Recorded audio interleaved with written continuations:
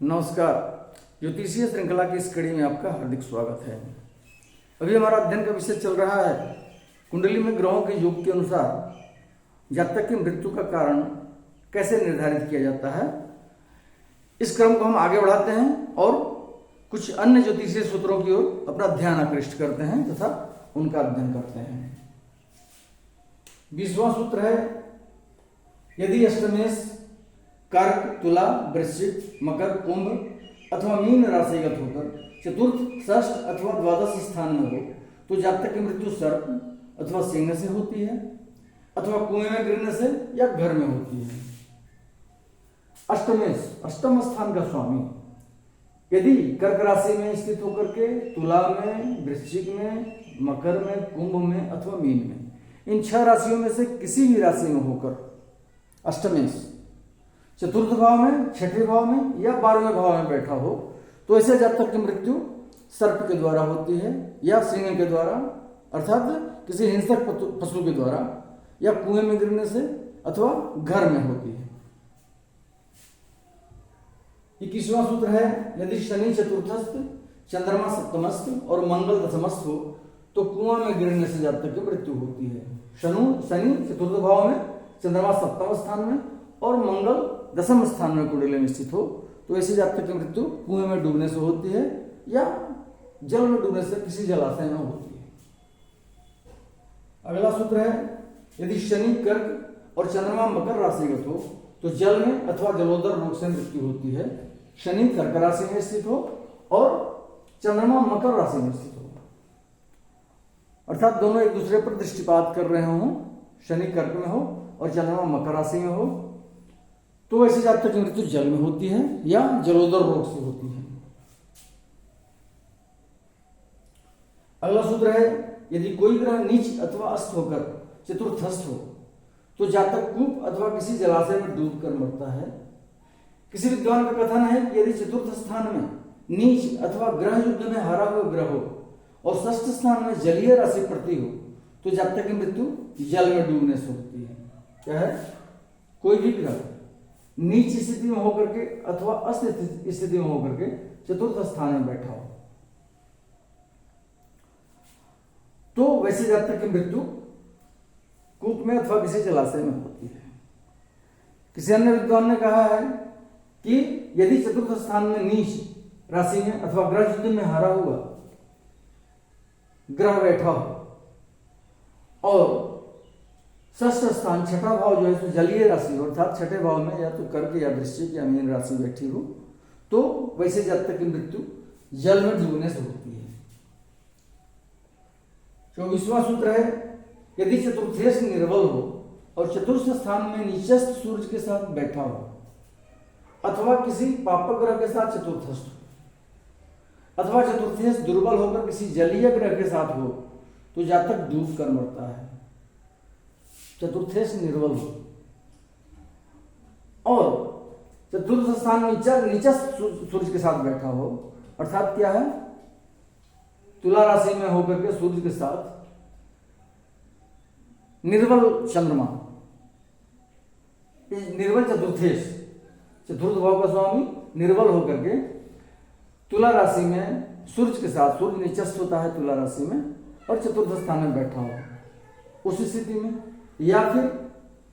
किसी पापक ग्रह के साथ चतुर्थस्थ हो या चतुर्थेश निर्बल होकर किसी पापक ग्रह के साथ चतुर्थ भाव में बैठा हो या चतुर्थेश दुर्बल होकर किसी जलीय ग्रह के साथ हो, चतुर्थेश चतुर्थ भाव का स्वामी दुर्बल स्थिति में हो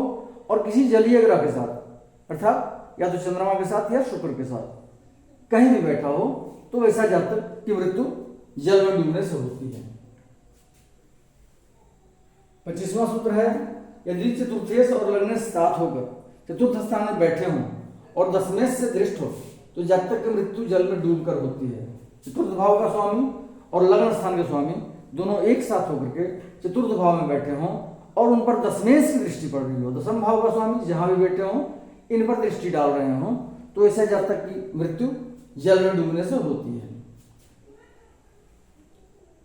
अगला सूत्र है, चतुर्थेश जिस राशि में हो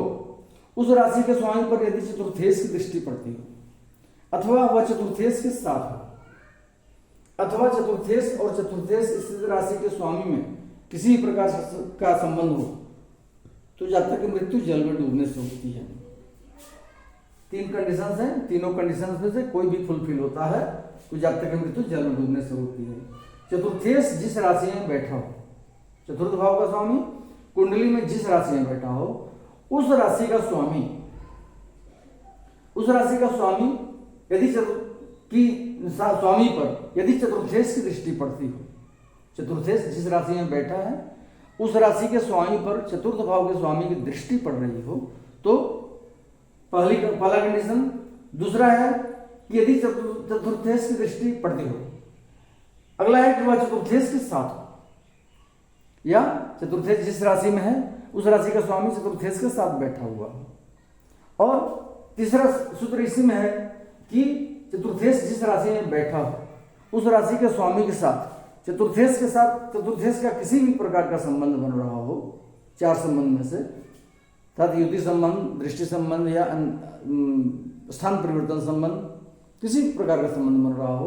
तो तीनों स्थिति में जातक की मृत्यु जल में डूबने से होती है। 3 में से कोई भी एक स्थिति कुंडली में हो तो। 27वां है, यदि क्षीण चंद्रमा अष्टम स्थान में हो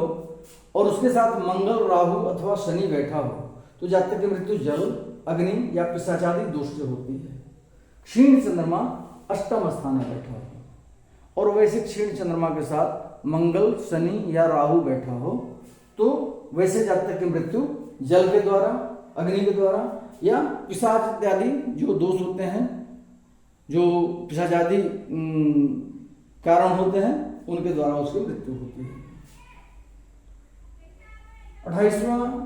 यदि सूर्य और चंद्रमा कन्या राशि में हो और पापदृष्ट हो तो जातक की मृत्यु जल में डूबने से अथवा किसी संबंधी के द्वारा होती है। सूर्य और चंद्रमा एक साथ कन्या राशि में बैठे हों और पापक ग्रह की दृष्टि उन पर पड़ रही हो तो वैसे जातक की मृत्यु जल में डूबने से होती है या किसी संबंधी के माध्यम से वैसे जातक की मृत्यु होती है। यदि चंद्रमा मकर अथवा कुंभ राशिगत हो और पापक ग्रह के नवांश में हो तो जातक की मृत्यु अग्नि से, शस्त्र से अथवा गिरने से होती है। चंद्रमा कुंडली में या तो मकर राशिगत हो या कुंभ राशि में बैठा हो और वह पापक ग्रह के नवांश में हो तो वैसे जातक की मृत्यु अग्नि से होती है, शस्त्र से अथवा ऊंचे से गिरने पर, ऊंचाई से गिरने पर होती है। अगला सूत्र है, यदि चंद्रमा पापक ग्रह की राशि में बैठा हो और पापक ग्रहों से घिरा हो तो जातक की मृत्यु अग्नि अथवा शस्त्र से होती है। चंद्रमा पापक ग्रह की राशि में बैठा हो और उसके दोनों तरफ पापक ग्रह बैठे हो, अर्थात चंद्रमा जहां पे बैठा हो उससे द्वितीय भाव में और द्वादश भाव में पापक ग्रह बैठे हों तो वैसे जातक की मृत्यु अग्नि से अथवा शस्त्र से होती है। जातक परिजात में कहा गया है कि वैसा चंद्रमा जो कहा गया है कि पापक ग्रह में बैठा हो, पापक ग्रह की राशि में, जातक परिजात में कहा गया है कि वो चंद्रमा को मेष राशि में या वृश्चिक राशि में होना बताया गया है। माने मेष राशि में या वृश्चिक राशि में चंद्रमा हो और पापक ग्रहों से घिरा हो तो वैसे जातक की मृत्यु अग्नि से या शस्त्र से होती है। इससे संबंधित ग्रहों के अनुसार जातक की मृत्यु के कारण से संबंधित कुछ अन्य सूत्रों को लेकर हम अगले वीडियो में उपस्थित होंगे। नमस्कार।